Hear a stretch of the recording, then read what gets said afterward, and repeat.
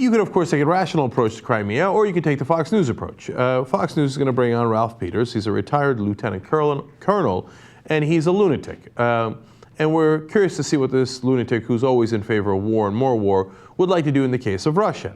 Now, before we do that, first, Bill O'Reilly, in his intro to Ralph Peters, is going to try to needlessly pronounce Russian names. This part is just fun. So, I got the list of the guys. I can't pronounce most of their names. Vladislav Surkov, Sergei Glaziev, Leonid Slutsky. I mean, okay, fine. I love that last part. Okay, fine. They have Russian names. Okay. Then why did you try to pronounce them?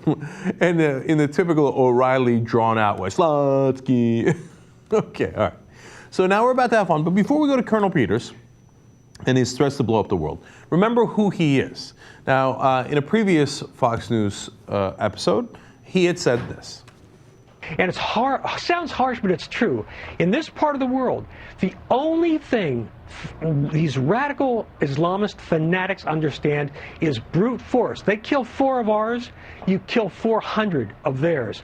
Nothing else works. Sorry, Harvard, sorry, Yale, sorry, Princeton, your theory's flopped. When our people are killed, you kill them in large numbers. Yeah, sorry, Ralph Peters, you tried that in Iraq, and it was an epic, historic debacle, because you're a moron. And by the way, you're also deeply immoral. You kill 400 Muslims? What does that mean? And that's exactly what we did after 9/11. You killed 3,000 of ours, and we're going to go into random Muslim countries and kill 300,000 of yours. Okay, and then what happened? Genius. Sorry, Harvard, he says. So this guy is despicable, has no morals whatsoever. He's the exact opposite of what an American should be. He has no courage. His only answer is bombs. Now, it's easy to do that in the case of Muslim countries because it's hard for them to fight back. In the case of Russia, well, they have a lot of nuclear weapons. They could fight back. So I wonder what his answer is going to be here. Let's watch. Isn't there something to be said, though, for gathering a consensus? And that takes a long time to deal with these pinheads over in Europe. You have to kind of gather them all together and explain it 87 times and then have lunch and coffee and cigarettes. And it takes a while to get all these people mobilized. But once you do, so I'm assuming that this is what Kerry and Obama are trying to do, then it's more powerful. And you say, okay, now we're going to slap all banking. Look, Bill, consensus is a great idea. Sometimes you have to lead, and this is one of those times. And I'll tell you, there are 3 things that President Obama can do and should do. One, stop pretending that negotiations will solve all the world's problems. I mean, Vladimir Putin is playing Game of Thrones, and we're playing Downton Abbey.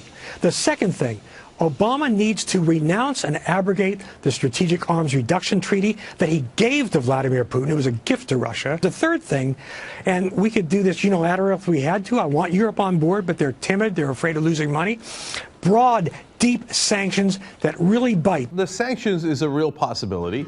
But of course, even in the case of Russia, Peter says no negotiations. Okay, but wait a minute. How are you going to get to any kind of solution if you don't have any negotiations ever? So, okay, let's say you do your sanctions, and then Russia says, all right, now let's talk. He says, no negotiations. Okay, so then what? Bombs. Okay, and then Russia bombs us, and then when do we get to negotiate? When do we get to decide how this thing comes to a conclusion? No, it's a black and white world, and this moron is convinced that the only answer is always violence. Okay, let's keep going. I look at it as if I'm Putin, I'm putting my guys there saying, if you do anything to us, then we'll move. But right now, we'll keep them there. That's what I think is in play here. Bill, you're wrong. Okay, I mean, I've been wrong a lot, but you got to tell me how you're so thoroughly convinced. Well, because, man, I know the Russians and I understand Putin, unlike most of the people in this administration. First of all, he believes that Ukraine is an integral part of Russia. 2, he wants eastern Ukraine, so he has a firm land bridge to Crimea. 3, he wants vengeance on Ukraine. He is as vindictive as he is ruthless and brilliant.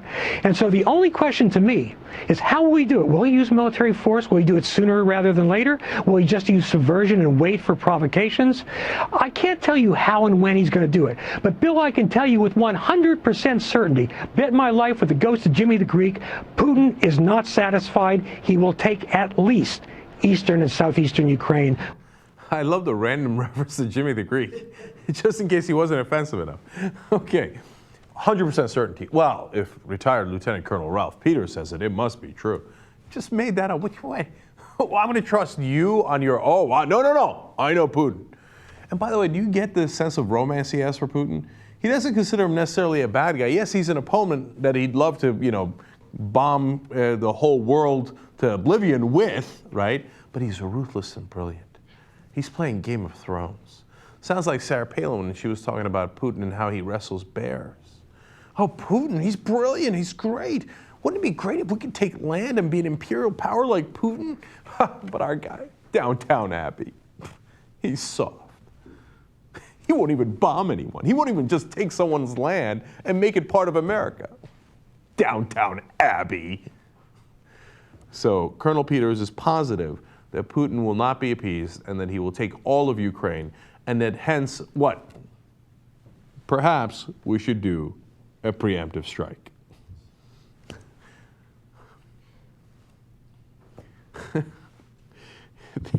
Their appetite for war is never satiated.